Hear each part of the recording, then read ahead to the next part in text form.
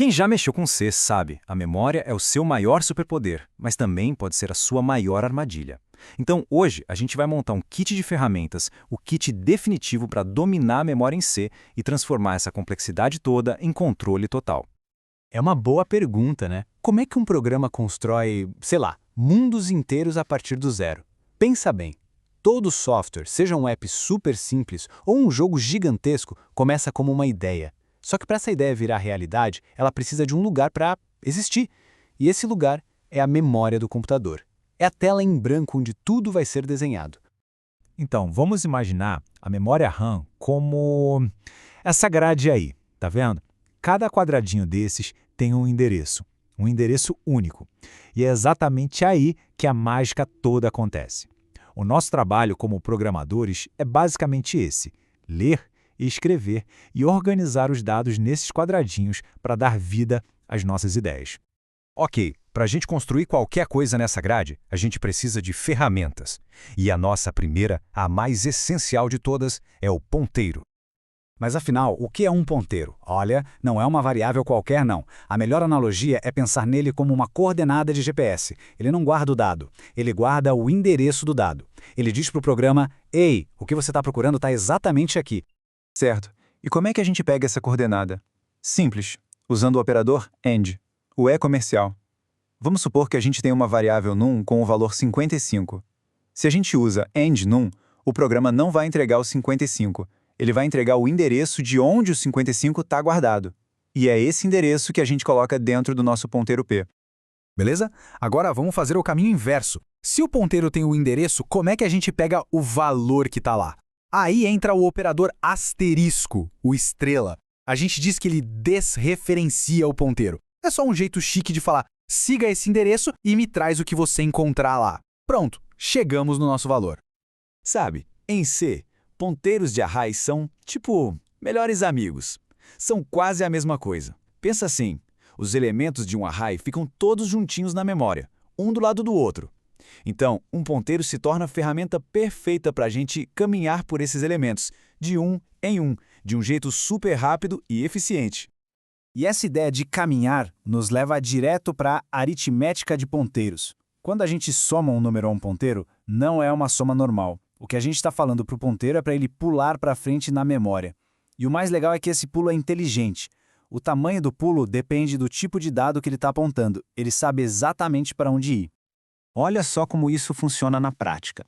Se a gente tem um ponteiro para um char, que ocupa 1 byte, e fazemos p++, ele avança 1 byte. Agora, se o ponteiro é para um int, que pode ter 4 bytes, o mesmo p++ vai avançar 4 bytes para chegar no próximo inteiro. É essa consciência do tipo de dado que faz a aritmética de ponteiro ser tão uau, tão poderosa. Bom, até agora a gente falou de memória que já é definida quando o programa é compilado. Mas e se a gente não souber de quanta memória vai precisar? E se isso mudar enquanto o programa está rodando? É exatamente para isso que serve a nossa segunda ferramenta, a alocação dinâmica.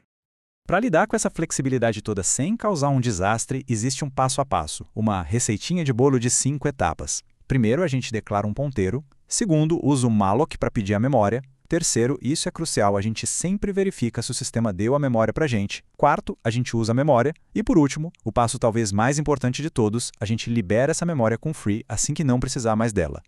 E por que esse último passo é tão, mas tão importante? Por causa de uma coisa chamada vazamento de memória. Se a gente esquece de usar o free, aquela memória que o programa pegou emprestada nunca é devolvida. Ela fica lá, presa, sem que ninguém mais possa usar. Se isso acontece muitas vezes, o programa pode consumir toda a memória disponível e travar tudo, a aplicação ou até o sistema inteiro. Ok, vamos juntar tudo isso num exemplo prático. Imagina um sensor de temperatura que precisa guardar várias leituras. A gente usa o malloc para criar um espaço, um buffer para esses dados. Para pegar, digamos, a terceira leitura, a gente poderia usar buffer de 2, certo? Funciona. Mas usar a notação de ponteiro, estrela buffer mais 2, muitas vezes gera um código final mais otimizado, mais rápido. E em sistemas embarcados, cada tiquinho de performance conta. Beleza! Até aqui a gente trabalhou com tipos de dados simples como int, char, mas e se a gente precisar agrupar informações diferentes em um lugar só? Aí entra a nossa terceira ferramenta, a Struct. Com ela, a gente consegue criar os nossos próprios tipos de dados, combinando os tipos básicos. A diferença fundamental é essa aqui, ó. Um array é homogêneo, ou seja, só guarda coisa do mesmo tipo, ou é tudo int ou é tudo char. Já a struct é heterogênea. Ela foi feita para juntar coisas que têm a ver uma com a outra, mas que são de tipos diferentes. Pensa num cadastro de um produto. Ele tem um ID, que é um número, um nome, que é texto, e um preço, que é um número com vírgula. A struct junta tudo isso num pacote só. Agora, vamos combinar, escrever struct pacote P toda santa vez que a gente precisa de uma variável é meio chato, né? Repetitivo. É aí que o typedef entra para salvar o dia. Ele é tipo um recurso de qualidade de vida para o programador. A gente usa ele para dar um apelido mais simples para nossa struct, e aquele código todo vira só pacote P. Bem mais limpo, né?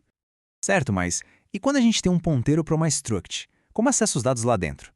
Bom, o jeito tecnicamente correto seria esse, entre parênteses e.id. Tem que ter os parênteses e tudo, fica meio esquisito e difícil de ler. Funciona? Funciona, mas convenhamos, não é nada elegante. E é exatamente por isso que a linguagem C oferece uma alternativa muito, mas muito melhor. O operador de seta, o P-id.